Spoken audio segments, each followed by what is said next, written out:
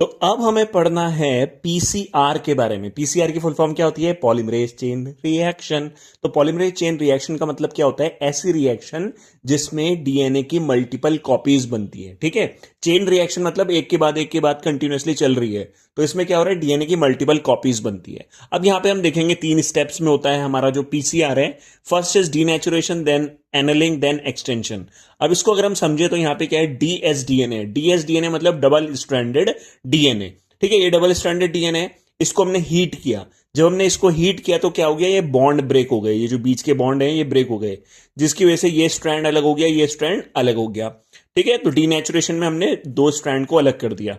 उसके बाद आता है एनलिंग। एनलिंग में क्या करते हैं? ये प्राइमर्स को ऐड करते हैं। प्राइमर्स क्या होते हैं? छोटे छोटे ऑलिगोन्यूक्लियोटाइड्स होते हैं। ऑलिगोन्यूक्लियोटाइड्स मतलब ये 7 से 8 या 10 से 12 न्यूक्लियोटाइड्स का चेन रहता है, मतलब छोटे छोटे न्यूक्लियोटाइड रहते हैं ये। तो ये क्या हो गया? हमने यहां पे जोड़ दिया, यहां पे हमने जोड़ दिया, ये एनालिंग कहलाता है। उसके बाद हमने क्या यूज किया? डीएनए पॉलीमरेज, जिसका नाम है टैग पॉलीमरेज। टैग पॉलीमरेज एक टाइप का डीएनए पॉलीमरेज होता है और डीएनए पॉलीमरेज यूज होता है डीएनए के रिप्लिकेशन में। ठीक है, साथ में हमने यहां पे यूज किया डीऑक्सी न्यूक्लियोटाइड्स। ये जो डीऑक्सी न्यूक्लियोटाइड है ये क्या करता है? जैसे हमें दीवार बनानी है तो उसके लिए पहली ईंट जो लगती है वो ये है।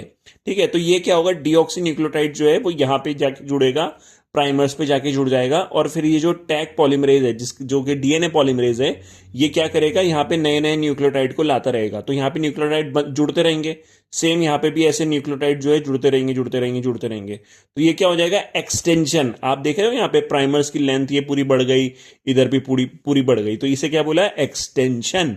उसके बाद यहाँ पे क्या हो गया? एम्प्लीफिकेशन। मतलब यहाँ पे एक डीएनए था, अब हमारे पास 2 डीएनए हो गए। तो 3 स्टेप समझ गए। डीनेचुरेशन जिसमें हमने हीट करके बॉन्ड को ब्रेक किया, ये स्ट्रैंड अलग हो गए। फिर एनालिंग जिसमें हमने प्राइमर्स को ऐड किया। प्राइमर्स ऑलिगोन्यूक्लियोटाइड्स होते हैं, छोटे छोटे न्यूक्लियोटाइड की चेन होती है, उनको यहाँ पे जोड़ दिया।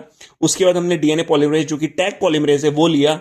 ये टैग पॉलीमरेज हमें मिलता है थर्मस एक्विटिकस बैक्टीरिया से, और थर्मस एक्विटिकस जो बैक्टीरिया होता है उससे जो है टैग पॉलीमरेज मिलता है। ये टैग पॉलीमरेज की खासियत है कि ये हीट में खराब नहीं होता है, इसलिए इसको यूज किया जाता है। ठीक है, क्योंकि यहां पे हम हीट कर रहे हैं, हीट में एंजाइम खराब हो जाते हैं, बट ये वाला एंजाइम खराब नहीं होता।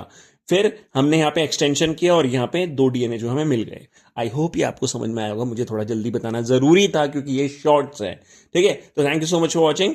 अगर आपको डिटेल में देखना है तो इसका जो इसी वीडियो में आपको नीचे दिख जाएगा सजेशन वाला वीडियो, उसे देख सकते हो। ठीक है, thank you so much, bye bye.